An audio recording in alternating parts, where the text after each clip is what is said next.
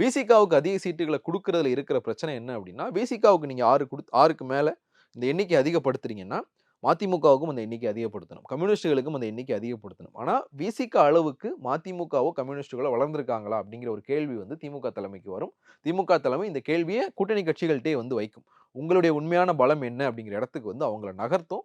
அந்த இடத்துல இருந்து தான் முத்துரத்தினத்த கட்சிக்குள்ள இழுத்து, மதிமுகவுக்கு கூட்டணி கட்சிகளுக்கு ஸ்டாலின் ஒரு மெசேஜ சொல்லியிருக்கிறார். இந்த மெசேஜ் வந்து எங்க அடி வாங்கும் அப்டின்னா, ஒரு நரேஷன் வந்து இங்க ஒரு 7 வருஷமா, ஒரு 7, 8 வருஷமா ஒரு நரேஷன் வந்து திமுக வெற்றிகரமா வந்து இங்க கட்டமைச்சிருக்காங்க. திமுக கூட்டணி இன்டாக்ட்டா இருக்கு. திமுக கூட்டணி ஸ்ட்ராங்கா இருக்கு. நாங்க ரொம்ப நாளா ஒண்ணா இருக்கோம். எங்களுக்குள்ள பிரச்சனை இல்ல. எதிர் தரப்புல இந்த கூட்டணி கிட்ட இருக்கா?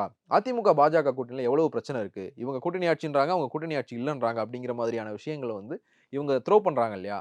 அதற்கான எதிர்வினைகளா இங்க நடக்கிற பிரச்சனைகள், இந்த சீட் கேட்கறது வந்து எல்லாத்துலயும் பிரச்சனைகள் இருக்கும். ஆனா இது 1 வருஷத்துக்கு முன்னாடியே இது ஒரு பொலிட்டிக்கல் கேமாவே வந்து இது மாற ஆரம்பிச்சிருக்கு. இது வந்து திமுக கூட்டணிக்கு ஒரு மாரலா வந்து ஒரு டிராபேக்கா மாறும். இந்த கூட்டணி இன்டாக்ட்டா இல்ல அப்படிங்கிற ஒரு எண்ணத்த மக்கள் மத்தியில கொண்டு போறதுக்கு